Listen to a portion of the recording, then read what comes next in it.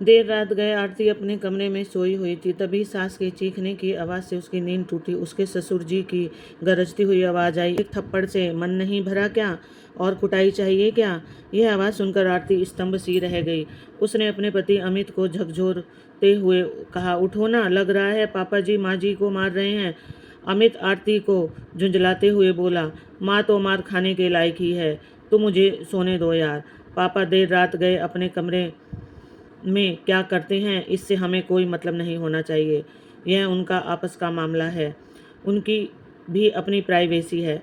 आरती से रहा नहीं गया। वह उठकर ससुर जी के कमरे में पहुंची तो उसके होश उड़ गए, क्योंकि उसके ससुर जी ने सुषमा जी को दीवार से सटाकर जोर से उनका चेहरा अपनी अपनी हथेलियों से जकड़ कर रखा था। अगले ही पल उसके ससुर जी ने एक और जोर का तमाचा अपनी पत्नी को मारते हुए कहा, नालायक, अब तू जुबान भी लड़ाने लगी है। कहाँ से सीख रही है तू यह सब? याद रख, तू औरत है और तुझे जिंदगी भर मेरी गुलामी करनी पड़ेगी। इतने सालों में तो तुझे मेरे अत्याचार सहने की आदत पड़ जानी चाहिए। अब आरती से रहा नहीं गया। वह गुस्से से गरजती हुई आवाज में बोली, पापा जी, यह आप क्या कर रहे हैं? आप माँ जी पर हाथ कैसे उठा सकते हैं? सुभाष जी गुस्से में पीछे पलटते हुए बोले, बहू, तुम्हारा यहाँ कोई काम नहीं है, तुम चुपचाप अपने कमरे में चली जाओ, यही तुम्हारे लिए अच्छा होगा। आरती लपकते हुए कमरे में आई और अपने ससुर जी की पकड़ से सास को छुड़ाते हुए बोली कि आपको हो क्या गया है? क्या घर में ऐसे ही रहा जाता है? सुभाष जी गुस्से में बोले, यह मेरा घर है, इस घर में मैं जैसे चाहूँ रहूं, तो मुझे समझाने वाली कौन होती हो? इतना कहकर वह गुस्से में पैर पटकते हुए अमित के कमरे के बाहर पहुंचे और जोर से चिल्लाते हुए बोले, अमित, तू क्या कर रहा है? देख, अपनी पत्नी को संभाल ले, वरना अच्छा नहीं होगा। अमित हड़बड़ाते हुए कमरे से बाहर निकल कर आया तो सुभाष जी गुस्से में बोले कि तेरी पत्नी मेरे कमरे में आकर बवाल कर रही है, उसे कह दे कि मैं अपने कमरे में जो भी करूं, उसे बीच में बोलने की ज़रूरत नहीं है। अब अमित लपकते हुए पापा के कमरे में पहुंचा तो तुरंत ही आरती का हाथ पकड़कर उसे बाहर की ओर खींचते हुए बोला कि चलो, तुम्हारा यहाँ कोई काम नहीं है, यह पापा का कमरा है, पापा अपने कमरे में जो भी करें उससे हमें क्या।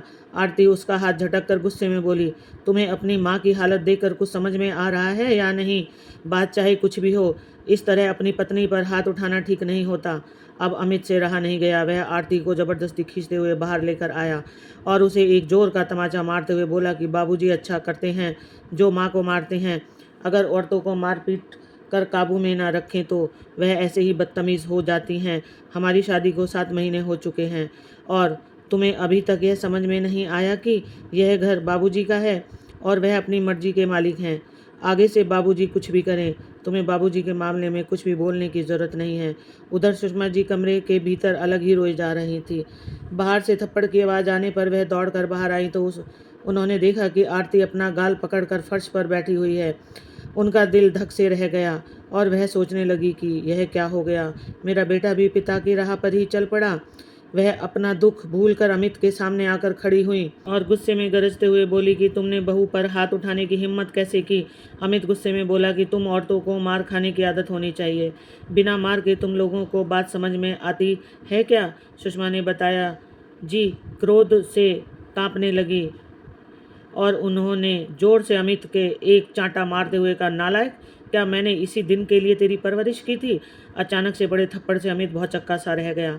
उसे उम्मीद नहीं थी कि उसकी माँ उस पर भी हाथ उठा सकती है। तभी सुभाष जी सुषमा जी के पास आए और कहने लगे, तुमने मेरे बेटे को थप्पड़ क्यों मारा? सुषमा गुस्से में बोली, यह तुम लोगों ने तब से क्या लगा रखा है कि औरतें केवल मार खाने के लायक ही होती हैं? अरे, मार खाने वाले काम तो तुम लोग कर रहे हो। सच में शायद गलती मेरी ही है। अगर मैंने गलत का विरोध किया होता तो आज शायद मेरा बेटा भी पिता के अवगुणों की परछाई ना बनता। सुभाष जी गुस्से में दांत पीसते हुए बोले, रुक, अभी तुझे सबक सिखाता हूँ। तभी सुषमा जी ने भागकर कोने में रखा हुआ पोचे वाला डंडा उठा लिया और गुस्से में गुर्राते हुए बोली, खबरदार जो मेरी और कदम भी बढ़ाए। तो सुभाष जी बौखला गए और कहने लगे कि तेरी इतनी हिम्मत की तू मुझे डंडा दिखाती है, आज तेरी अकल ठिकाने लगाता हूँ। तभी आरती उठकर खड़ी हुई और कहने लगी, खबरदार, आप माँ जी को कुछ नहीं करेंगे। अमित भी आगे बढ़ने लगा तो सुषमा जी उसके आगे आकर खड़ी हो गई और डंडा उसकी ओर दिखाते हुए बोली कि रुक, कोई भी बहू को या मुझे हाथ नहीं लगाएगा। आज दोनों सास बहू एक दूसरे के लिए अन्याय के खिलाफ खड़ी फुंकार कर रही थी। अमित माँ को धकेलकर आरती को कमरे की ओर लेकर जाने लगा। आरती उसका हाथ छुड़ाने की कोशिश कर रही थी। सुभाष जी ने भी तुरंत ही जाकर पत्नी को खींचना शुरू किया तो सुषमा जी एक डंडा मारते हुए गुस्से से चिल्लाई, खबरदार जो मुझे हाथ लगाया। सुभाष जी जोर जबरदस्ती करने लगे तो सुषमा जी के डंडे का प्रहार भी बढ़ने लगा। अब तो सुभाष जी डंडे के प्रहार से बचने की कोशिश करने लगे। अमित यह दृश्य देखकर आरती को छोड़कर माँ के पास आया और माँ के हाथों से डंडा छीनने की कोशिश करने लगा। अब इस बीच आरती ने पुलिस को कॉल कर दिया। आरती की आवाज़ सुनकर सुभाष जी और अमित दोनों सन्न रह गए। अमित तुरंत ही आरती के पास आया और कहने लगा, यह तुमने क्या किया? पुलिस को फ़ोन करने के लिए किसने कहा था? आरती गुस्से में बोली कि आज तो तुम लोगों की अकल ठिकाने लगानी बहुत ज़रूरी है, वरना तुम लोगों की हिम्मत दिन पर दिन बढ़ती जाएगी। मुझे नहीं चाहिए ऐसा पति जो अपनी माँ को मार खाते हुए देखकर भी चुप रहे और अपनी पत्नी पर भी हाथ उठाए।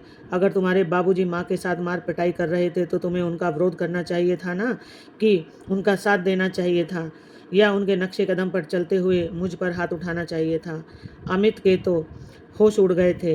वह बात बदलते हुए बोला, देखो इसमें मेरी कोई गलती नहीं है, मैं बचपन से यही सब देखता आया हूँ, मुझे माफ़ कर दो। उधर सुभाष जी भी गुस्से में कहने लगे, बहू यह हमारे घर का मामला है, एक तो तुमने मेरी प्राइवेसी का ध्यान नहीं रखा और ऊपर से तुमने पुलिस को भी फ़ोन कर दिया। आरती गुस्से में विफर उठी और कहने लगी, यह कोई प्राइवेसी नहीं थी। औरत के साथ बंद कमरे में यदि अत्याचार होता है तो इसका मतलब यह नहीं कि वह अत्याचार करना जायज़ है। सुभाष जी गुस्से में बोले, मैं तुम्हारे पिता को फ़ोन करके बताऊंगा कि तुम कितनी बदतमीज़ हो। अभी तुरंत ही पुलिस को फ़ोन करके घर आने से मना करो। आरती भी जिद पर अड़ गई और कहने लगी, मैं भी पापा को फ़ोन करके बताती हूँ कि उन्होंने कैसे परिवार में मेरा रिश्ता तय कर दिया है, जहाँ पर औरतों को पैरों की जूती समझा जाता है। कहते कहते वह हाँफने लगी थी कि सुषमा जी के पास जाकर वह कहने लगी, माँ जी अब आपको हिम्मत दिखानी होगी, आप मार खाने के लिए नहीं बनी। ऐसी क्या गलती की थी आपने जो पापा जी आप पर हाथ उठा रहे थे? सुषमा जी की पलकें नीचे की ओर झुक गईं।